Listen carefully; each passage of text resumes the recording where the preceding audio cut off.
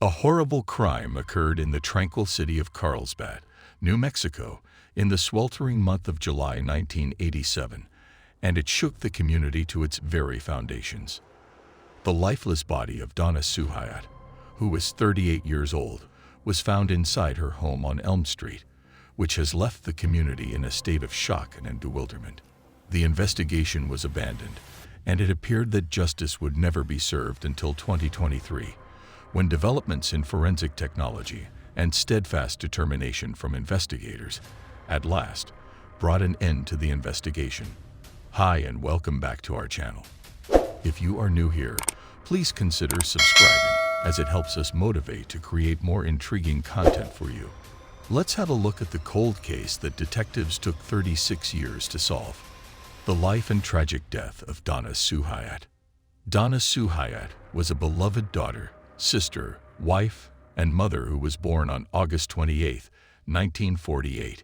She did exceptionally well in school and had a deep love for studying during her time in Carlsbad, where she spent her childhood. Donna was very active in her community and volunteered a lot of her time at the Christian Women's Club and the First Baptist Church.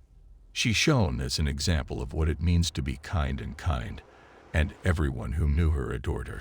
The brightest light in Donna's life was her daughter Angela, who came from a warm and supportive family. On that dreadful day of July 8, 1987, tragedy befell the world. Angela, Donna's daughter, arrived home as the sun was setting to see her mother's lifeless body lying on the floor, surrounded by cuts and bruises. Angela did not waste any time and called the police, which sparked an instant inquiry. The enigma that remains unresolved. When detectives from the Carlsbad Police Department arrived at the scene of Donna Suhayat's murder in July 1987, they were confronted with a perplexing riddle. They reacted quickly and began their investigation by carefully searching the crime scene in the hopes of uncovering vital evidence that would point them in the direction of the criminal. Nevertheless, in spite of their unwavering commitment and doggedness, the investigation swiftly revealed itself to be one of the most difficult and puzzling cases they had ever seen. The early interviews with witnesses and family members produced very little material that could be considered concrete to work with. The only piece of information they had was that Donna was last seen leaving a local store in the company of a tall white male at approximately 9:15 p.m. on the day of the murder. They were traveling on foot. Unfortunately, this description was lacking in specificity, and in the absence of any other evidence, it could not serve as a sufficient basis for correctly identifying the culprit. The absence of physical proof was one of the most significant challenges that the investigators had to contend with.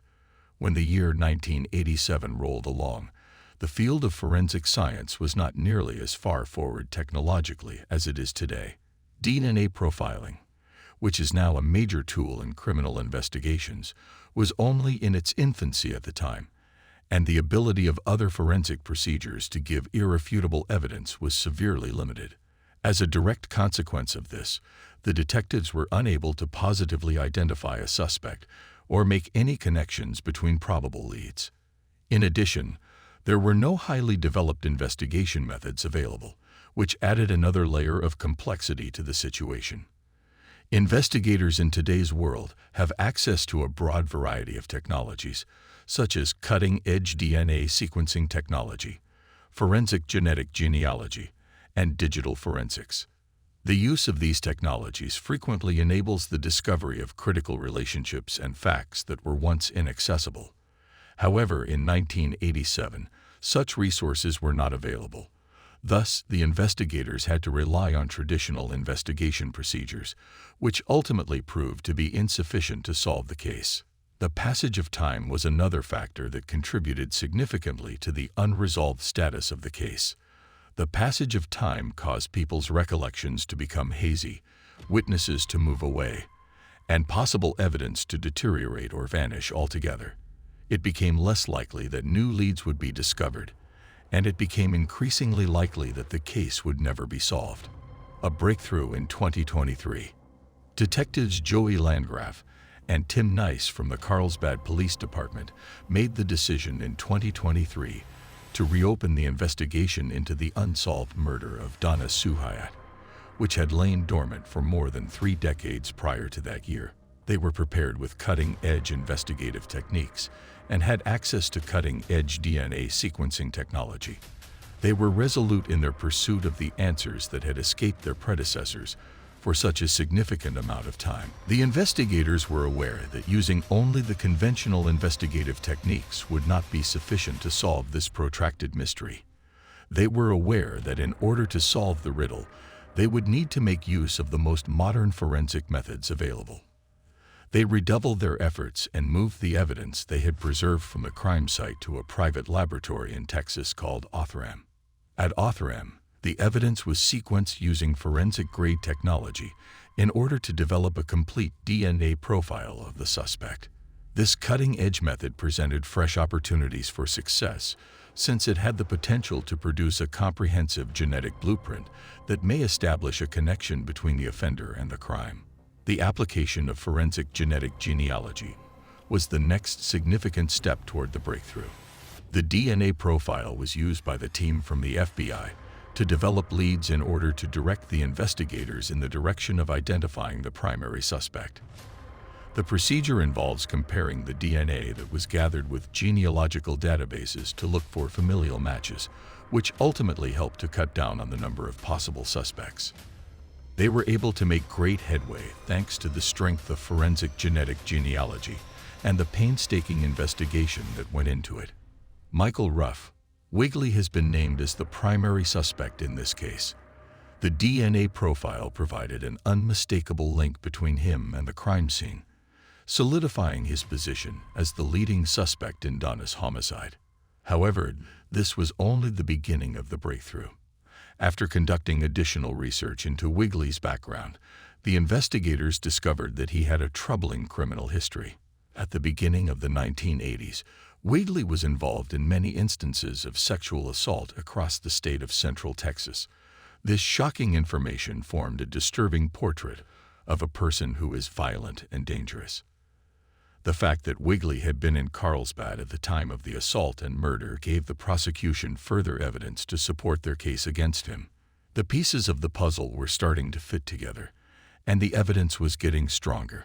Together with the groundbreaking advances in forensic science, detectives Landgraf and Nice's unwavering commitment and dogged determination, together with their decades of combined experience, had moved them one step closer to finding justice. Unfortunately, the investigation took a surprising and unanticipated turn when it was discovered that Michael Ruff, Wigley, had been killed in a car accident in 1989, shortly after he had been released from prison. They wanted to bring closure to the Hyatt family and the community, but it seemed uncertain.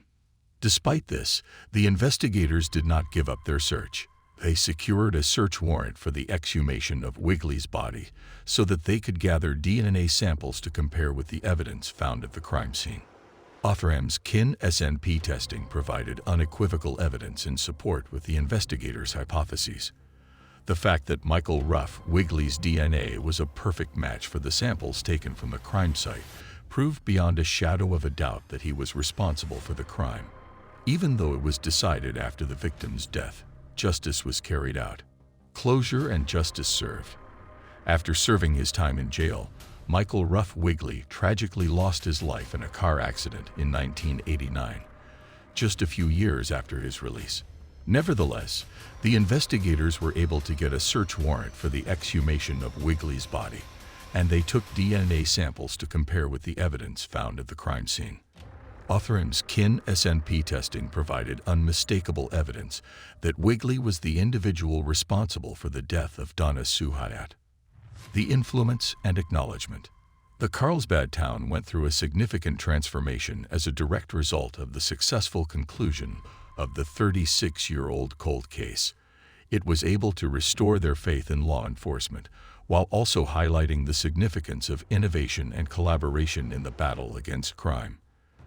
The police officers and detectives who responded to the scene of the crime in 1987 played an essential part through their dedication and perseverance in the preservation of evidence that eventually led to the case being closed.